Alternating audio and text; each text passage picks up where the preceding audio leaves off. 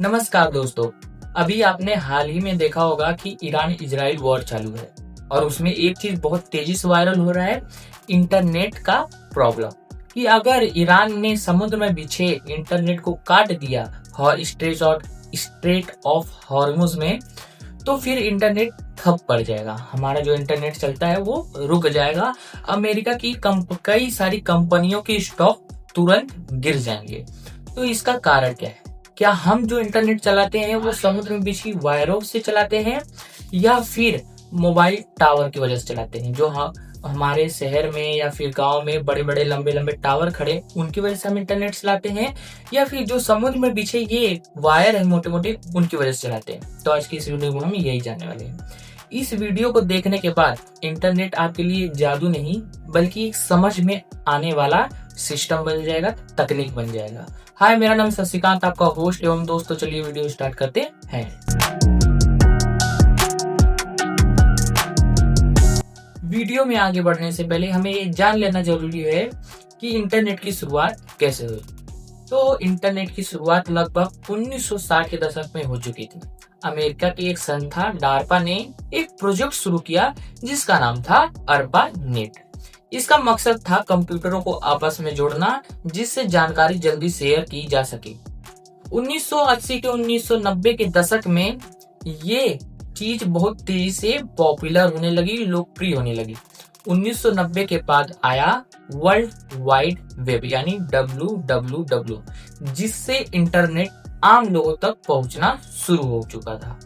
Internet के पिता माने जाते हैं विंड कार्फ और रॉबर्ट केन। अभी तक हमने जाना कि इंटरनेट की शुरुआत कैसे हुई, लेकिन अब हम जानेंगे कि मोबाइल टावर और नेटवर्क की शुरुआत कैसे हुई। तो सबसे पहले 1980 के दशक में 1GB आया था, 1G आया था, जो कि सिर्फ कॉल के लिए था। उसके बाद आया 2G, जो हमें SMS और बेसिक डाटा देता था। फिर आया 3G, 4G। अब के समय में आया है 5G, high speed internet. Bharat में मोबाइल टावर लगना शुरू हुए 1990 के दशक में, वो भी तेजी से लगना शुरू हुए थे। लेकिन अभी तक हमने जाना कि इंटरनेट की शुरुआत कैसे हुई और 1GB, 2GB, 3G, 4G, 5G कब आया, यानी कौन से दशक में आया था, 90s के कौन से दशक में आया था। लेकिन हमें ये जानना जरूरी है कि ये इंटरनेट, ये टावर करता क्या है। तो सबसे पहले ये टावर इंटरनेट नहीं बनाता है, बल्कि ये सिग्नल एक टावर से दूसरे टावर तक भेजता है। मतलब एक ब्रिज, एक पुल का काम करता है। ये आपके मोबाइल से सिग्नल लेता है और उसे दूसरे नेटवर्क तक भेजता है, जिससे आप आसानी से दूर बैठे इंसान से जुड़ सकते हैं। अब आते हैं समुद्र में बिछे इन मोटे मोटे तारों पर। जी हाँ, ये तार दुनिया का सबसे बड़ा सच है। लगभग दुनिया का 95% इंटरनेट इन्हीं तारों के मदद से आता है, यानी समुद्र में बिछे इन सबमरीन केबल में से ही आता है। ये केबल ज्यादा मोटे नहीं होते हैं, बल्कि ये पाइप के आकार के होते हैं, जिनके अंदर फाइबर ऑप्टिक्स यानी कांच के बहुत पतले तार लगे होते हैं, जिनमें डाटा एक प्रकाश की गति से यानी लाइट की स्पीड से ट्रेवल करता है।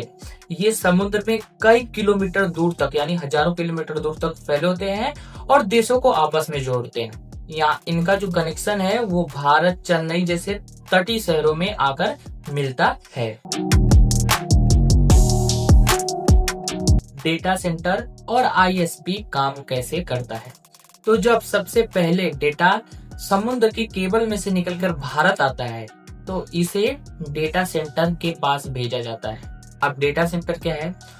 तो डेटा सेंटर एक ऐसी जगह है जहां हजारों कंप्यूटर लगे रहते हैं। तो फिर ISP क्या है?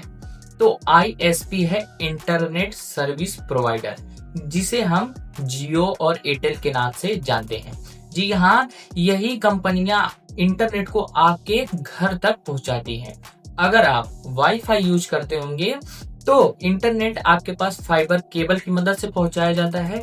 अगर वहीं आप मोबाइल इंटरनेट यूज करते हैं तो इसे टावर की मदद से आपके फोन तक पहुंचाया जाता है। अब आते हैं अंतिम सत्य पर। इंटरनेट दो जगहों से आता है। सबसे पहले समुद्र में बिछे तारों से आता है जो कि मेन सोर्स है। उसके बाद टावर की मदद से आता है जो कि एक वाईफाई डिलीवरी सिस्टम की मदद जैसा मतलब काम करता है। अगर आप इसे आसान भाषा में समझना चाहें तो समुद्र में बिछे जो तार हैं वो एक हाईवे की तरह काम करते हैं और वहीं जो टावर है वो आपके घर तक जाने वाली सड़क की तरह काम करते हैं। अगर आप अभी आगे जब इंटरनेट यूज करने वाले हो तो याद रखना आपका जो इंटरनेट है वो हजारों किलोमीटर दूर ट्रेवल करने के बाद आपके पास पहुंचता है। ऐसी और भी इंटरेस्टिंग जानकारी के लिए हमारे चैनल को फॉलो कीजिए। मिलते हैं किसी नए वीडियो में किसी नए टॉपिक के साथ। तब तक के लिए जय हिंद, जय भारत।